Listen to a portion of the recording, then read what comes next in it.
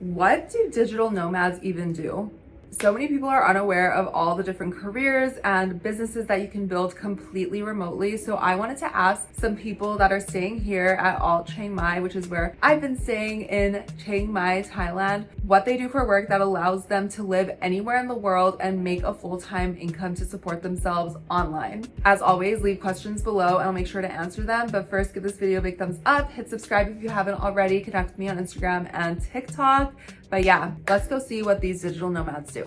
Hi everybody, this is Heidi. She's also staying here at Chiang Mai in Thailand, and she's a digital nomad. She does really cool things using CGI and AI, but I'll let her explain, and I'd love to know how you became a digital nomad, what you do as a digital nomad to earn an income online, and also what is your purpose and how did you tie that into your career remotely? Hi everyone, my name is Heidi. I just want to introduce my journey become a digital nomad. You know, before that, I have been working for 15 years in a big company. And I achieved a very high role like Chief Marketing Officer. The one day I think the work seems nothing. It's not important. Because you are working in a big company, the role you are is just one small part of it. Maybe not such a value. This is the first thing that drives me to change. And the second thing that is AI. So I just quit my job just as ChatGPT for launched 3 days. In such days, it's 2023. Do not many people use that. But I smell that will be a big opportunity. And I see he will change all my work and my life. So I dive into it. So my first thing for me is to study and to play. Yes.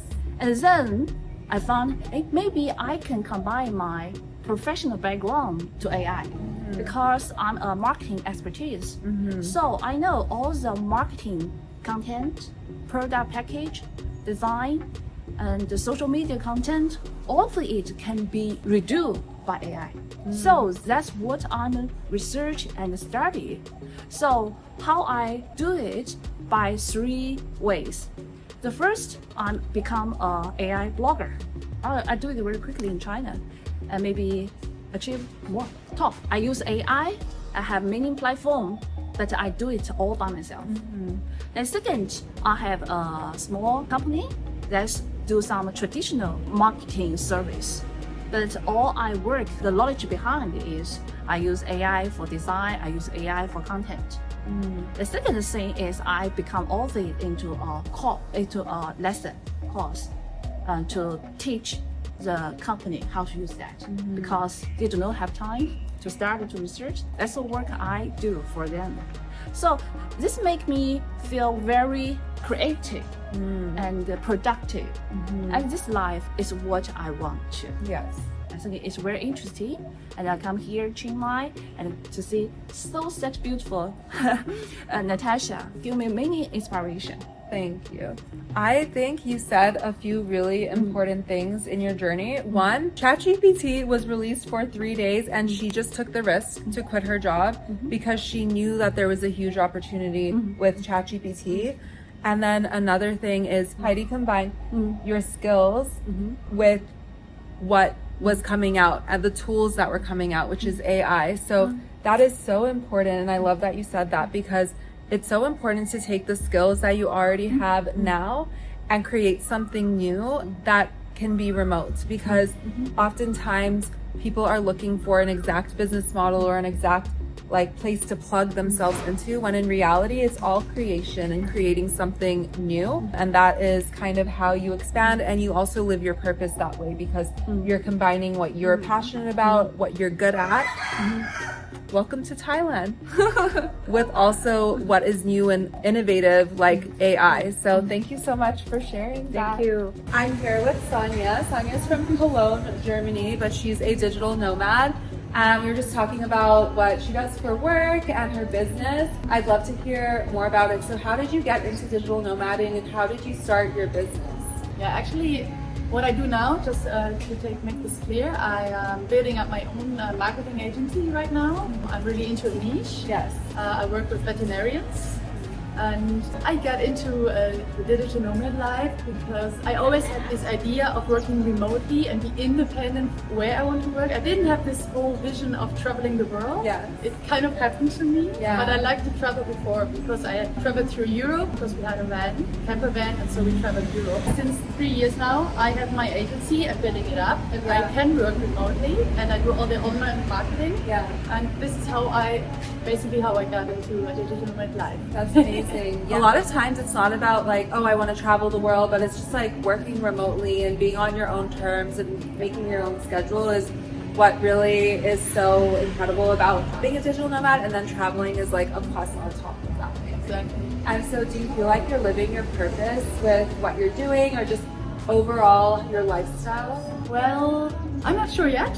For me, it's still a journey, Yeah. and I'm finding it out because I'm a full-time nomad for 1 year now. Amazing. So this is, I'm still figuring it out what I really want to do and how I really want to live. Yeah. But all this traveling brought me so much. It was so inspiring until now, and I got so many different point of views for life, way of life, lifestyles, and everything. Yeah. I think my purpose now is this journey Yeah. and to find it out. Yeah. Because I don't know yet what is the one or the thing for me. I love that so much because I think we all always think, oh, we need to find our purpose now, or especially like now in January at the beginning of the year, like what are we meant to do, make your vision board, this and that, but it's more about like learning as you go and experiencing different things and putting yourself outside of your comfort zone, because Yes. that is how you get closer to what your purpose is or what you want to do with your life, because you understand what you like, what you don't like, and you can take pieces of each thing from different cultures. Amazing. Thank you so much for joining me. Thank you. Thank you so much. So this is Gideon. Gideon is also staying here at Chiang Mai. It's where we're staying. It's a digital nomad co-living space. So many incredible entrepreneurs and just remote workers staying here. But Gideon has a super interesting business, or what he does is really cool, and it's very adjacent to what I used to do. So if you've been following me for a while, you know I used to teach English in Spain. So Gideon did the same thing. Me too. Yeah. Probably a few years earlier. Yeah. The Yeah. program was para auxiliares de conversación, right? Or now capped through the Spanish government? Or No, I just turned up and Oh, just got a job. Okay. I had a European Yeah, that's true. thing, not anymore, but Yeah. Brexit. Where are you? at the You're time. from the UK. I'm from the UK, yeah. Yeah. So back in the day, good times when the UK was still part of the EU. Yeah, exactly. A lot of people do that and end up going on to do similar things, teaching English online, or just going down that career path. And he did a really interesting thing. I'm like obsessed with this because Gideon actually has a very big YouTube channel with over 600,000 subscribers. So can you tell us a little bit how you got into that, how you built a business around it, and working remotely, like your journey as a digital Yeah, nomad? sure. I should say it kind of happened by accident. Yeah. I didn't wake up one morning and decide to make YouTube videos. I was running a language school in Paris, and I needed content for the school. Also helps with SEO. Yeah, if you have it does. videos. This is going back quite a few years, 10 years. But having some content on your website will help with SEO. Also, Yeah. I thought I could teach some English grammar to my students. Yeah. And so I posted a few videos, and then got some interest from beyond my base. Yeah. And I just found the whole process also very interesting, making Yeah. videos. I didn't know anything about it. Yeah. And I was getting feedback from people. Then I made more videos, a bit more. And in the end, this thing that was supposed to help my business kind of killed it because I was spending so much time on making YouTube videos. I didn't have time to do the business, so Yeah. then I had to make a decision. It was quite recently actually, whether to carry on with my physical Yeah. school or to do the YouTube, and I chose the latter. Yeah. What made you choose that instead of your like brick and mortar? In the school, it was great, but running a business has so many headaches. Yeah. Also, I was a teacher, that's great, but running school, you're doing a lot of times administration, working with other teachers. Yeah. So most of the time it was just administration. It wasn't fun anymore. Yeah. And I wasn't making millions. It was really okay. It was really okay, but I decided really enjoy the process of making videos, engaging with people. Yeah. That's great, and I have the freedom to move around and meet Yeah. wonderful people such as you. Oh, thank you. I love what you said though about having to choose one or the other and kind of the disruptive innovation that took place with your YouTube channel, and you never know, and I think that's why it's so important to keep an open mind and pay attention to what opportunities are around you, because a lot of times we get so stuck in our day-to-day that we miss this opportunity to go in a different direction, or you're taking a risk and it's scary, but you might not be in alignment with what you were working on before, and you're just doing it because you're used to it.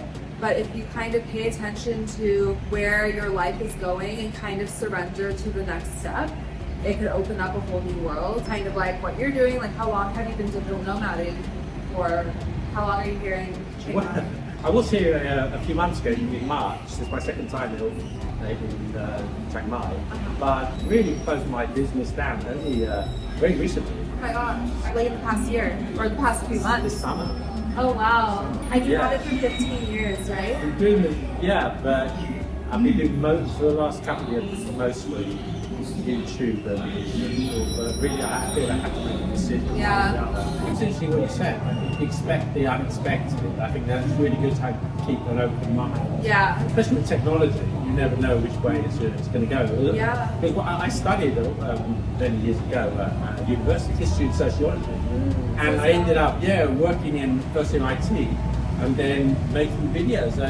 This is before YouTube existed. It's not the internet existed. Yeah. Never predict. Very difficult to predict. You never know, and I think a big thing, I interviewed Heidi earlier, and Oh, yeah. as soon as ChatGPT was released, she quit her job 3 days later because she just saw the vision of where AI was going, and I think we are in such a interesting and fertile time for new ideas and for innovation because of like the tools that we have with AI and such. So 3 days, that's quite brave. I know. I would have waited at least a week. I think also what I'm noticing too, the pattern with digital nomads and the people that I'm meeting and talking to about their journey as a digital nomad, it's always trusting yourself, taking the risk, and just keeping an open mind. And there's no path. You're creating your own path, really, and that's the most important thing. And living this lifestyle, you have to be so agile and adaptable too. And I think that mindset is so interwoven with how we live our lives, but also how we run our businesses. Yeah. We're always on our toes, being open to moving in different directions, inviting new thoughts. Like we're about to go to Heidi's workshop on AI to learn skills and just building your skills. And once you have that and you know who you are and the direction you want to go, you can really go in any direction. Yeah, I totally agree. I just add that maybe being a digital nomad is not for everybody. No, it's If you're the type of person who needs to have a salary and a fixed date, structure, structure and that type of thing, then but I think a lot of people, this is what I've been craving for. I think this sort of freedom you have, that's a wonderful thing. definitely. For most people, and for Yeah. a lot of people. Yeah, I think there's a lot of people who are just afraid of the uncertainty that comes with it, but they are craving this. So hopefully this is helping you make that Exactly. I decision. think very few people regret it. If you don't say, No one I've met.